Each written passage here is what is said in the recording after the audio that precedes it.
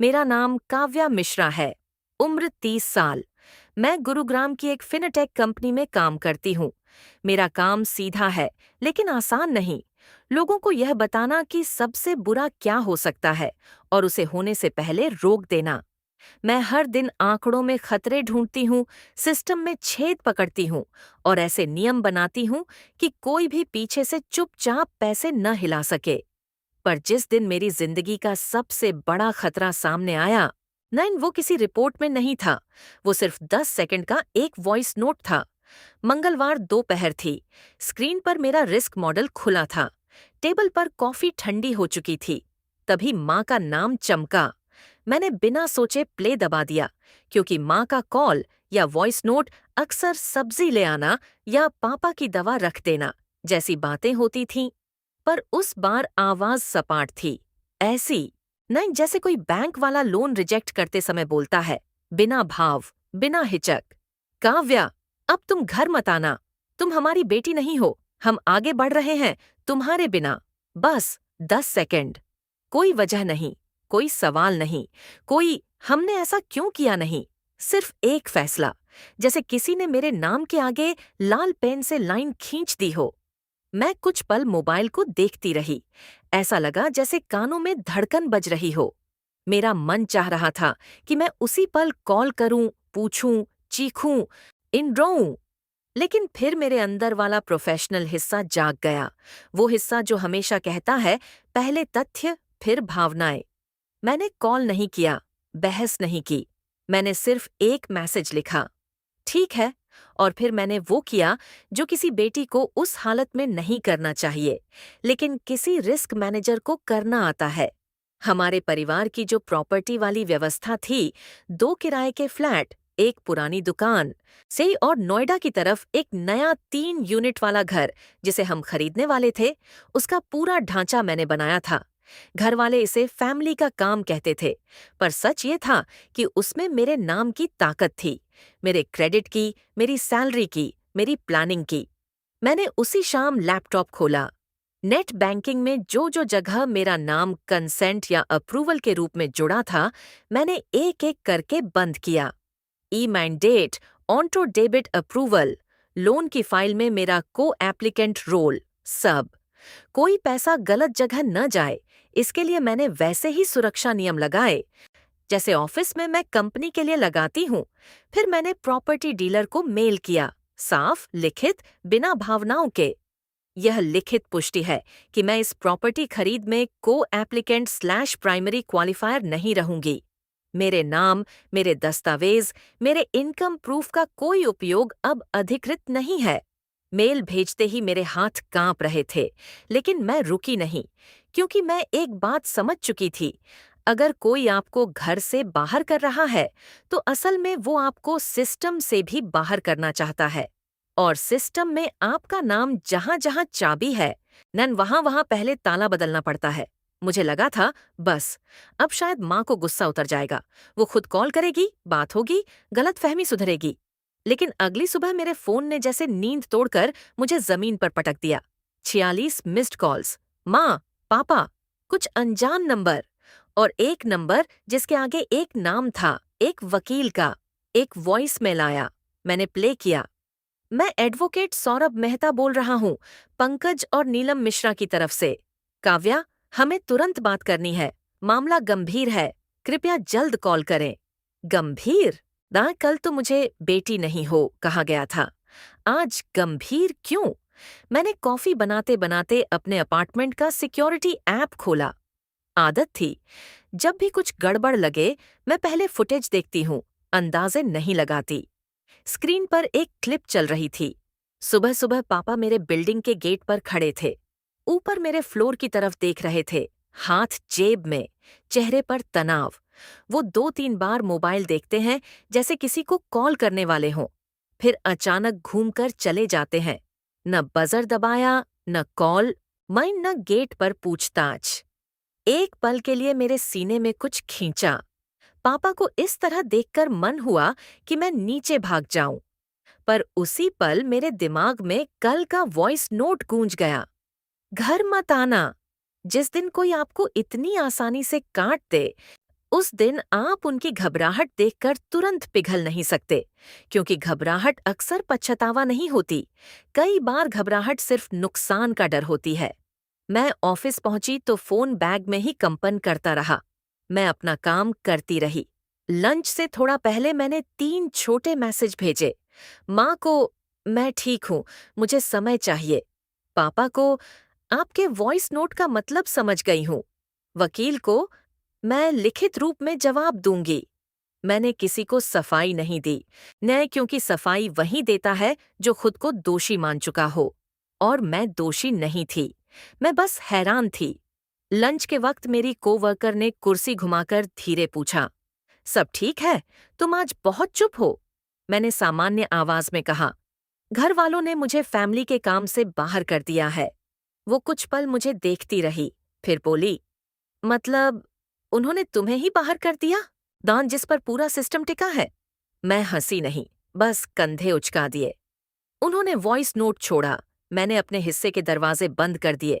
अब वकील कॉल कर रहा है। उसने एक बात कही जो मुझे सीधी दिल में लगी। पैसे वाली लड़ाई में लोग सबसे पहले कहानी बनाते हैं, और कहानी में किसी एक को कमजोर दिखाना जरूरी होता है।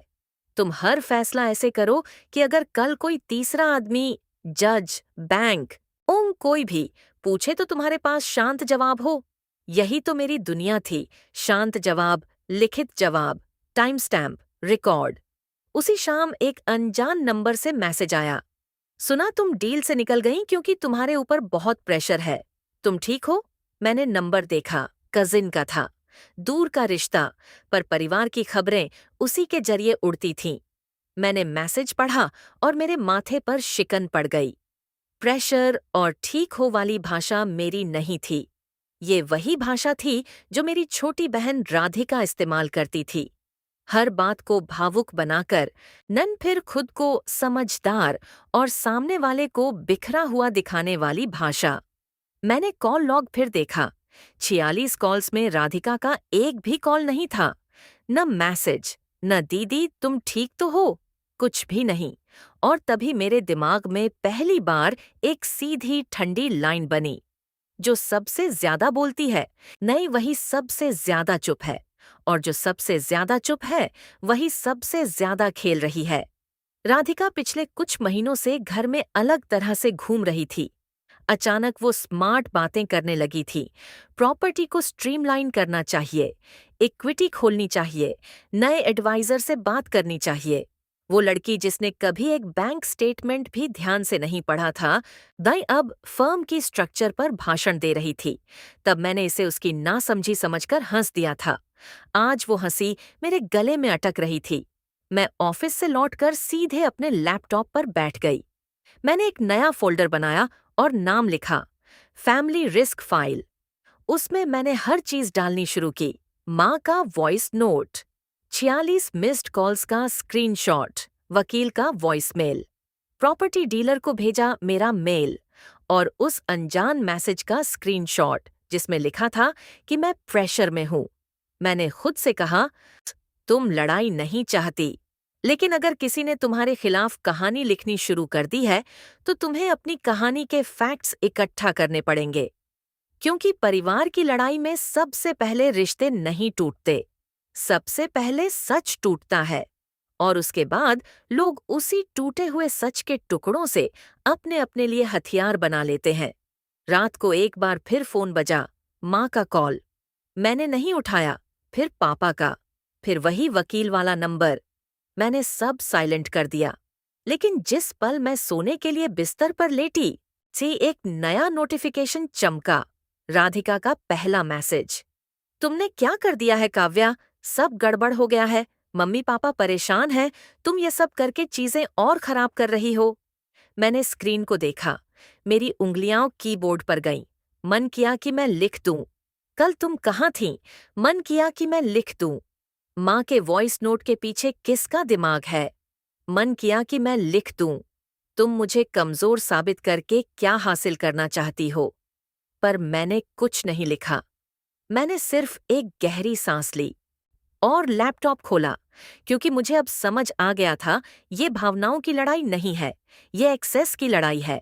और अगर मेरी बहन सच में मेरे नाम की जगह खुद को बैठाने की कोशिश कर रही है, तो उसका पहला कदम होगा कागजों पर, सिग्नेचर लाइन पर, मेरे नाम के नीचे।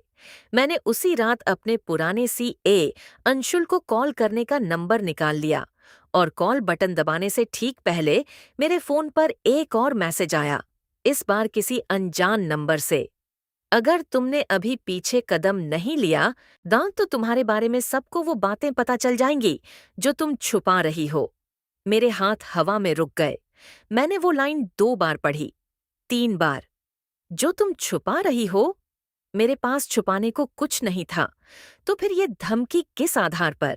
और उसी पल मुझे पहली बार सच में डर लगा, क्योंकि अब यह सिर्फ परिवार की नाराजगी नहीं लग रही थी। ये किसी की बनाई हुई योजना लग रही थी, एक ऐसी योजना जिसमें मुझे पहले अस्थिर साबित किया जाएगा और फिर मेरे नाम से फैसले करवाए जाएंगे। मैंने स्क्रीन लॉक की और सीधे अंशुल का नंबर डायल कर दिया। घंटी गई, 1, 2 और तीसरी घंटी पर उसने उठाया। हेलो, काव्या। मैंने कहा, अंशुल, एक बात साफ बताओ, क्या हाल में किसी ने हमारे फैमिली के कागजों में कुछ बदलने की कोशिश की है? उसने सांस खींची, जैसे कोई बुरी खबर देने से पहले करता है, और फिर बोला, काव्या, तुम्हें कल सुबह ही मिलना चाहिए, क्योंकि तुम्हारे नाम से एक ड्राफ्ट मेरे पास आया है और उस पर तुम्हारा सिग्नेचर तुम्हारा नहीं लग रहा। मेरे शरीर में जैसे ठंड दौड़ गई। मैंने सिर्फ इतना कहा, साइन कौन भेज रहा है? और उसने जो नाम लिया, उसी के साथ मेरे दिमाग में माँ का वो 10 सेकंड वाला वॉइस नोट फिर से बज उठा। मैंने आंखें बंद कीं और समझ गई, कल की सुबह मेरी जिंदगी का सबसे बड़ा रिस्क रिपोर्ट नहीं, मेरी अपनी बहन का अगला कदम होगा। अंशुल की आवाज में वो सावधानी थी जो किसी डॉक्टर के बैठ जाइए कहने में होती है। मैं बिना कुछ पूछे बस इतना बोली, मैं अभी निकल रही हूँ। अगली सुबह मैं ऑफिस नहीं गई। मैंने मैनेजर को एक लाइन का मैसेज भेजा, इमरजेंसी, आज दोपहर तक लौटूंगी।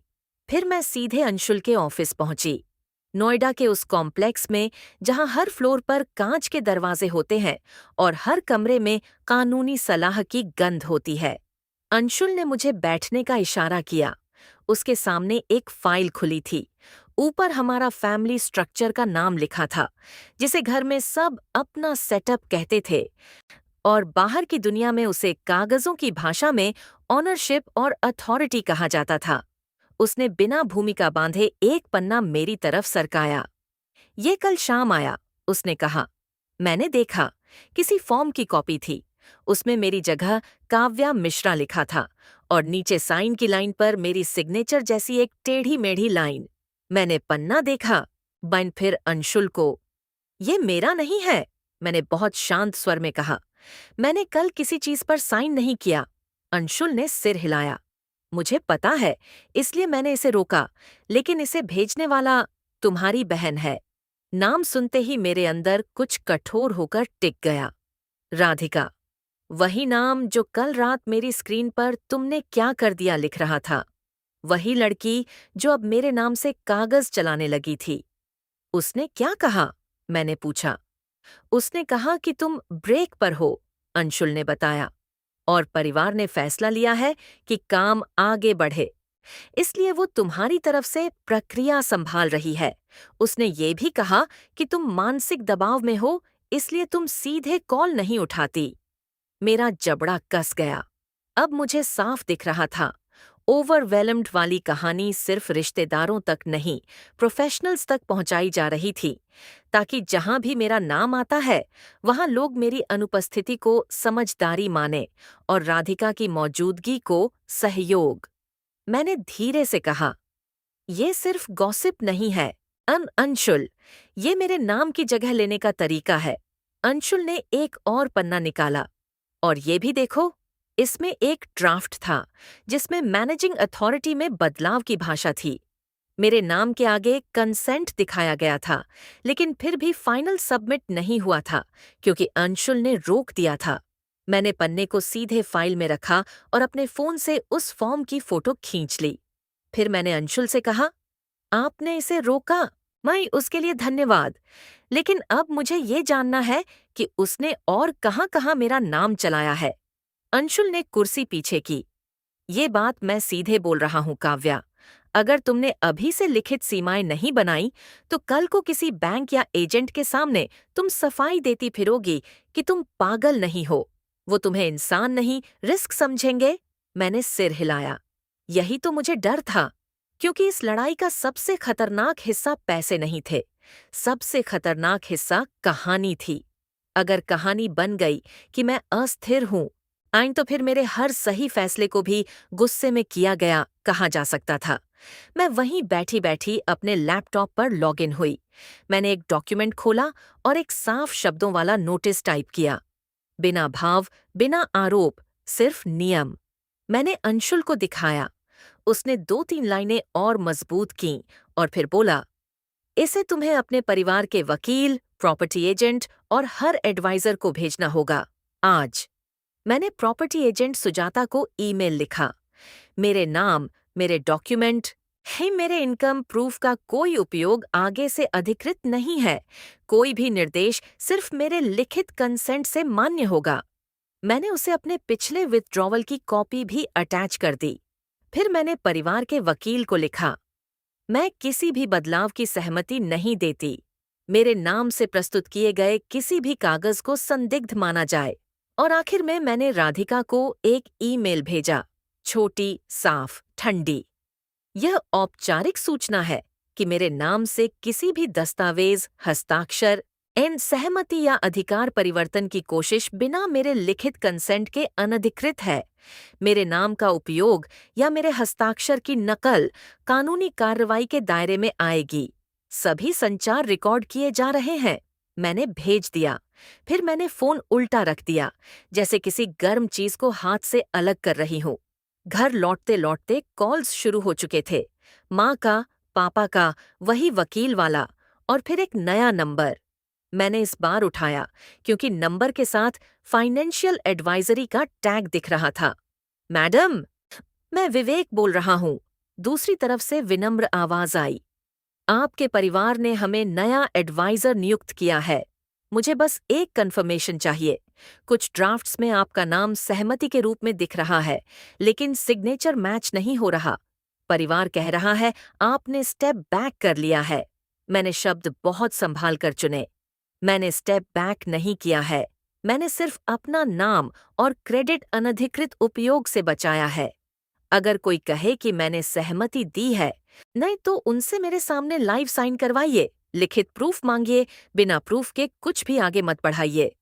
विवेक ने राहत की सांस ली, जैसे उसे वहीं सुनना था। ठीक है मैडम, मैं फाइल रोक रहा हूँ। कॉल कटते ही मेरे फोन पर माँ का मैसेज आया, बस 5 मिनट बात कर लो, घर टूट रहा है। मैंने पढ़ा और कुछ पल चुप रही। यही तो राधिका चाहती थी कि मैं भावुक होकर तुरंत घर भागूं और फिर वो कह सके कि देखा, और वो खुद कंट्रोल नहीं कर पाती। मैं एक बार फिर वही जाल नहीं बनने वाली थी। मैंने माँ को सिर्फ इतना लिखा, 5 मिनट ठीक है, लेकिन कल चारों आमने सामने बैठेंगे। माँ ने तुरंत कॉल कर लिया। उसकी आवाज थकी हुई थी। काव्या, हमसे गलती हो गई, पर तुम्हारी बहन। मैंने बीच में रोक दिया। माँ, एक सवाल। जो भी बात आप लोग कह रहे हैं, क्या आपने वो बातें मुझसे सुनी है? माँ चुप हो गई, फिर बहुत धीमे बोली, नहीं, राधिका ने कहा था कि तुमने उसे बताया कि तुम हमसे तंग आ गई हो, कि तुम सब अपने नाम पर करोगी। मैंने सांस भीतर ली। माँ, जिस रात की वो बात कर रही है, मैं अपनी गाड़ी से गई थी। राधिका अलग गई थी। कार में कोई बातचीत हुई ही नहीं। दूसरी तरफ पापा की आवाज आई, नीलम, हमने सच में उससे पूछा क्यों नहीं? मैंने पहली बार महसूस किया कि पापा के भीतर कुछ टूट रहा है, और वो टूटना गुस्से का नहीं था, शर्म का था। माँ फिर बोली, तो फिर उसने ये सब क्यों कहा? मैंने बहुत शांत स्वर में कहा, क्योंकि अगर मैं अस्थिर दिखूंगी तो वो संभालने वाली दिखेगी, और संभालने वाली को लोग चाबी दे देते हैं। माँ, फोन पर लंबी चुप्पी थी। फिर पापा बोले, ठीक है, कल शाम घर पर, सब सामने। कॉल कटते ही मेरा फोन एक बार फिर बजा। इस बार राधिका का मैसेज था। पर वो माँ पापा वाला मीठा नहीं, वो असली था। तुमने एडवाइजर्स को मेरे खिलाफ क्यों भड़का दिया? तुम पापा को मेरे खिलाफ कर रही हो। तुम्हें शर्म नहीं आती? देन तुम हमेशा से ही सब अपने हाथ में रखना चाहती थी। मैंने जवाब नहीं दिया, क्योंकि अब मुझे शब्दों की लड़ाई नहीं लड़नी थी। मुझे सिर्फ एक काम करना था, सच को ऐसे रखना था कि कोई उसे मोड़ न सके। मैं अपने लैपटॉप पर बैठी और फैमिली रिस्क फाइल खोला। आज के सारे नए सबूत उसमें गए। अंशुल की दी हुई कॉपी, विवेक की कॉल का नोट, भेजे गए ईमेल्स, माँ पापा की कॉल का टाइम, और तभी मेरी स्क्रीन पर एक नया ईमेल पॉपअप हुआ। सब्जेक्ट लाइन देखकर मेरे हाथ रुक गए। Urgent, authorisation submitted, signature attached. ये वही फर्म थी जहां से बैंक/प्रॉपर्टी की फाइल आगे बढ़ती थी। मैंने ईमेल खोला। अंदर एक अटैचमेंट था, पीडीएफ। नाम में मेरा नाम था और नीचे लिखा था कि काव्या मिश्रा की सहमति के साथ बदलाव प्रस्तुत।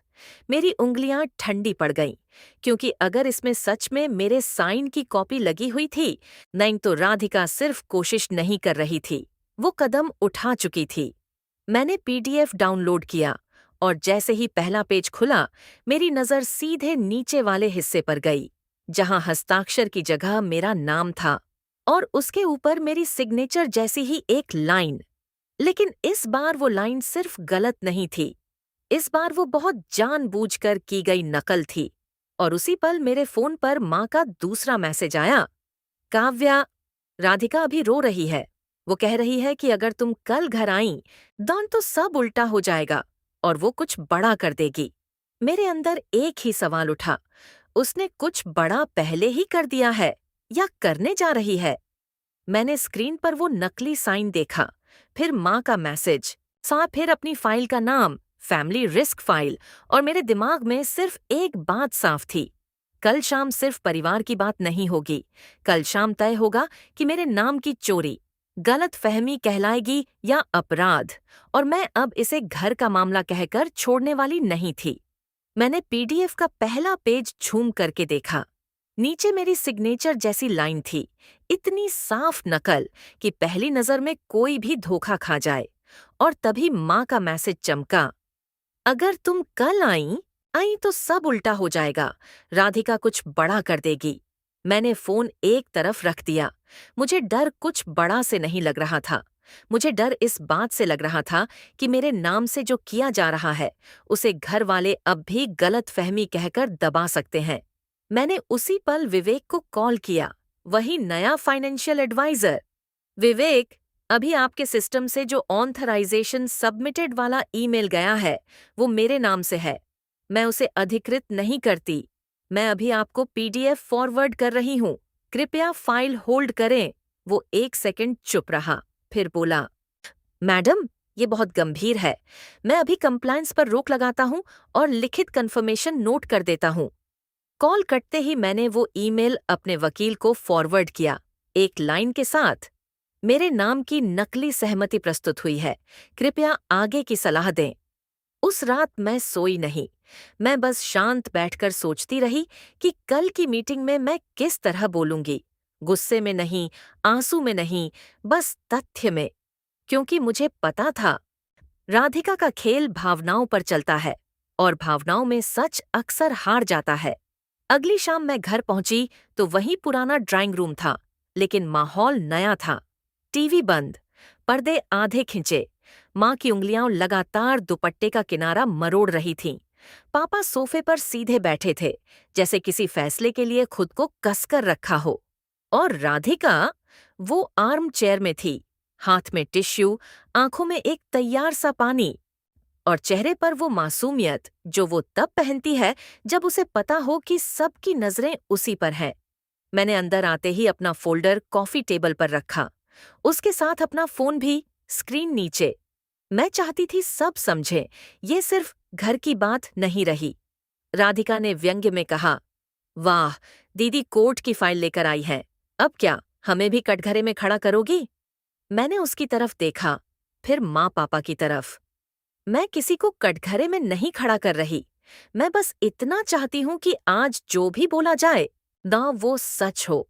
और सच वही टिकेगा जो कागज पर भी टिकता है। माँ ने थरथराती आवाज में कहा, काव्या, वो वॉइस नोट हमने गुस्से में। मैंने हाथ उठाकर बहुत नरमी से रोका। माँ, पहले हम आज की बात करें, फिर उस वॉइस नोट की बात करेंगे, क्योंकि कल तक मुझे घर मत आना कहा गया और आज मेरे नाम से नकली सहमति जमा हो गई है। पापा का चेहरा एकदम सख्त हो गया। नकली सहमति? मैंने फोल्डर खोला। सबसे पहले मैंने वही पीडीएफ प्रिंट आउट बाहर निकाला और टेबल पर रखा। फिर मैंने दूसरे पन्ने पर उसी ईमेल का प्रिंट रखा जिसमें लिखा था, सिग्नेचर अटैच्ड। राधिका का रंग एक पल को बदला, फिर उसने तुरंत संभाल लिया। ये क्या ड्रामा है? मुझे नहीं पता ये किसने किया। मैंने उसकी तरफ बिना तेज हुए कहा। ठीक है, तो आज हम यही पता करेंगे। मैंने विवेक को स्पीकर पर कॉल किया। घर में फोन की रिंग ऐसी लगी जैसे कोई सायरन बज गया हो। विवेक ने उठाते ही कहा, मैडम, मैं रिकॉर्ड नोट कर रहा हूं। मैंने कहा, विवेक, आप सबके सामने बस इतना बताइए, जो ऑथराइजेशन आपके पास जमा हुआ, क्या वो मेरे लाइव कंफर्मेशन के बिना आगे बढ़ सकता था? विवेक ने साफ कहा, नहीं मैडम, लेकिन अगर किसी ने आपके नाम का उपयोग करके फॉर्म जमा किया और आपकी सिग्नेचर जैसी इमेज लगाई, नहीं तो पहली नजर में फाइल आगे बढ़ सकती थी, जब तक कंप्लायंस उसे रोक न दे। मैंने रोक दी है क्योंकि आपने सीधे मना किया है। कमरे में कुछ सेकंड सन्नाटा रहा। माँ ने धीरे से पूछा, तो ये सच में काव्या के नाम से गया? विवेक बोला, जी, और मैडम ने लिखित रूप में बताया है कि ये अधिकृत नहीं है। मैंने कॉल काटा नहीं। मैंने बस एक और सवाल पूछा, क्या आपके रिकॉर्ड में पता है ये किस ईमेल स्लैश नंबर से सबमिट हुआ? विवेक ने कहा, सबमिशन डिटेल्स मैं केवल कंप्लायंस चैनल से साझा कर सकता हूँ, पर हाँ, नहीं, हमारे पास ट्रेल होता है। मैंने थैंक यू कहा और कॉल बंद कर दी। राधिका अचानक रो पड़ी, टिश्यू आंखों पर, आवाज ऊंची। देखा, यही करती है, सबको मेरे खिलाफ कर देती है। मैं तो बस परिवार को संभाल रही थी। दीदी ने अचानक सब रोक दिया। लोग क्या सोचेंगे? मैंने उसकी तरफ झुककर पहली बार बिल्कुल सीधी बात कही। राधिका, संभालना और कब्जा करना अलग होता है। अगर तुम सच में संभाल रही थीं, तो मेरे नाम की नकली सहमति क्यों जमा हुई? वो तुरंत पलटी। मैंने नहीं की। दैन कोई और भी तो कर सकता है। मैंने एक और पन्ना निकाला, अंशुल का नोट कि ड्राफ्ट्स वहीं लेकर आई थी और यही लाइन बोली थी कि मैं ब्रेक पर हूँ। फिर मैंने कजिन के स्क्रीनशॉट रखे, वो मैसेज जिसमें कहा गया था कि मैं दबाव में हूँ, वो पोस्ट जिसमें पैसे वाला सबसे खतरनाक वाला इशारा था। फिर प्रॉपर्टी एजेंट को राधिका का मेल, जहां मेरे बारे में मानसिक परेशानी लिखी थी। माँ का चेहरा पीला पड़ गया। ये तुमने लिखा था? काव्या की हालत ठीक नहीं, राधिका ने चीख सी आवाज में कहा। मम्मी, न, मैंने बस यही कहा कि वो बहुत टेंशन में है। वो तो सच है, मैंने बहुत शांत स्वर में कहा। मुझे टेंशन थी राधिका, लेकिन टेंशन और अस्थिर होने में फर्क है। तुमने वही फर्क मिटाया ताकि लोग मेरे फैसले को कमजोरी समझें और तुम्हारे कदम को मदद। पापा ने पहली बार अपनी आवाज ऊंची की, पर गुस्से में नहीं, टूटे हुए भरोसे में। तुमने हमें क्यों नहीं बताया कि तुम ये सब कर रही हो? जी, तुमने हमें क्यों यकीन दिलाया कि काव्या हमें काटने वाली है? राधिका की आंखें इधर उधर भागीं। फिर उसने वही पुराना हथियार निकाला, पीड़ित वाला। क्योंकि आप लोग हमेशा दीदी की सुनते हो। मैं कुछ भी करूं, आप कहते हो काव्या करेगी। मैं भी तो आपकी बेटी हूं। माँ की आंखों में आंसू भर आए। लेकिन इस बार वो आंसू कमजोरी के नहीं थे, वो आंसू किसी गलती के एहसास के थे। हमने तुम्हें हमेशा बचाया, माँ ने धीरे कहा, और काव्या को हमेशा मजबूत मानकर उस पर सब डाल दिया। पर आज मुझे समझ आ रहा है कि हमने किसे गलत तरीके से बचाया। राधिका ने पापा की तरफ देखा, जैसे आखिरी सहारा वहीं हो। पापा, आप भी? पापा ने लंबी सांस ली। तुमने जो कहानी बनाई वो कागजों के सामने टिक नहीं रही, राधिका। और सबसे खतरनाक बात, कागजों में झूठ डालना, ये फैमिली ड्रामा नहीं होता। मैंने उसी पल अपनी सबसे जरूरी बात रखी। मैं घर तोड़ने नहीं आई। मैं बस ये कहने आई हूं कि अब मेरे नाम, मेरे क्रेडिट, मेरी सैलरी किसी के भी अंदाजे पर इस्तेमाल नहीं होंगे। अगर आप चाहते हैं कि परिवार बचे, तो पहले सिस्टम साफ होना चाहिए। माँ ने हिचक कर पूछा, तो अब क्या होगा? मैंने कहा, 3 चीजें। पहली, प्रॉपर्टी और बाकी खाते, सब पर लिखित नियम होंगे। कौन क्या कर सकता है, कौन नहीं। किसी कथा के आधार पर नहीं, और सिर्फ दस्तावेज के आधार पर। दूसरी, जो भी एडवाइजर या एजेंट है, उन्हें लिखित में जाएगा कि मेरे बिना कोई निर्देश मान्य नहीं, और मेरे नाम से जो जमा हुआ उसकी जांच कंप्लायंस में होगी। तीसरी, राधिका को किसी भी फाइनेंशियल फैसले में प्रतिनिधि बनने की अनुमति नहीं होगी। अगर वो कुछ बनाना चाहती है तो अपने दम पर बनाए। राधिका ने तुरंत दांव बदला। रोना रोककर आवाज मुलायम करके बोली, ठीक है, मुझे प्रॉपर्टी में नहीं, बस एक छोटा रोल दे दो। मैं सोशल मीडिया देख लूंगी, नॉन किराएदारों से बात कर लूंगी, मैं भी योगदान देना चाहती हूँ। ये वही लाइन थी जो वो हर बार बोलती थी, मुझे भी मौका चाहिए। और मौका मिलते ही वो चाबी मांग लेती थी। मैंने कहा, योगदान चाबी मांगकर नहीं होता, योगदान जिम्मेदारी उठाकर होता है। तुम अपना छोटा काम अपने छोटे सिस्टम में करो। हमारे सिस्टम में अब कोई साइड डोर नहीं होगा। माँ ने मेरी तरफ देखा। काव्या, यहाँ क्या तुम फिर से सब संभाल लोगी? मैंने एक पल सोचा। कल तक यही लोग थे जिन्होंने कहा था, तुम बेटी नहीं, और आज यही लोग कह रहे थे, तुम संभाल लो। मैंने बहुत साफ कहा, मैं संभालूंगी, लेकिन इस बार मेरी शर्तों पर, जिसमें सम्मान और सीमाएं दोनों होंगी। मैं परिवार की बीमा पॉलिसी नहीं हूं। राधिका की आंखों में अब असली गुस्सा था। उसने धीमी, कटती हुई आवाज में कहा, तुम सोचती हो तुम जीत गई? मैंने उससे कहा, ये जीत हार नहीं है, ये सुरक्षा है, और सुरक्षा में भावनाओं से ज्यादा नियम काम आते हैं। उस शाम के बाद चीजें सच में बदलीं। अंशुल और विवेक की मौजूदगी में नए ड्राफ्ट बने। पापा और माँ ने खुद लिखित में माना कि मेरे बिना कोई बदलाव नहीं होगा। प्रॉपर्टी फाइल में मेरे पुराने मेल, मेरे विथड्रॉवल और कंप्लायंस नोट जुड़े। राधिका का नाम कहीं भी अथॉरिटी में नहीं रहा। और सबसे जरूरी, घर में पहली बार पैसे की बात धुंध में नहीं, रोशनी में हुई। कुछ हफ्तों बाद, जब हम उस 3 यूनिट वाली प्रॉपर्टी की चाबियां लेने गए, मैं अंदर गई तो मुझे किसी बदले की खुशी नहीं थी। मुझे बस शांति थी, क्योंकि मैंने किसी को गिराया नहीं था। मैंने सिर्फ अपने नाम के नीचे से वो जमीन खींच ली थी जिस पर झूठ खड़ा होता है। और मुझे एक बात साफ हो गई, कभी कभी परिवार को बचाने का मतलब सब कुछ सहना नहीं होता। कभी कभी परिवार को बचाने का मतलब होता है दरवाजों पर सही ताले लगाना, सही लोगों के हाथ में सही चाबी देना, और गलत लोगों को गलत जगह से बाहर करना। बिना नफरत के, डर, लेकिन बिना कमजोरी के भी नहीं। अगर आप इस कहानी से एक ही सीख लें तो वो ये हो, प्यार और भरोसा जरूरी है, लेकिन सीमाओं के बिना भरोसा अक्सर किसी को आपके ऊपर अधिकार देने जैसा बन जाता है। और जब कोई आपको एक दिन कह दे, तुम बाहर हो, तो अगला सवाल ये नहीं होना चाहिए कि मैं कैसे वापस जाऊं। अगला सवाल ये होना चाहिए, मैंने उन्हें किस किस चीज की चाबी दे रखी है, जो अब वापस लेनी चाहिए। अब आप बताइए, क्या आपके जीवन में कभी किसी ने आपके भरोसे का फायदा उठाया?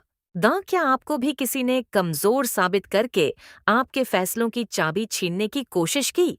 अगर हाँ, तो नीचे कमेंट में सिर्फ मैं समझ सकती हूँ लिख दीजिए, मैं पढ़ूंगी। और अगर आपको ऐसी ही सच्ची, दमदार परिवार ड्रामा वाली कहानियाँ पसंद हैं, जो सीख भी देती हैं, तो वीडियो को लाइक करें, चैनल को सब्सक्राइब करें और इसे अपने उस दोस्त के साथ शेयर करें जिसे अभी सीमाएं तय करने की जरूरत है।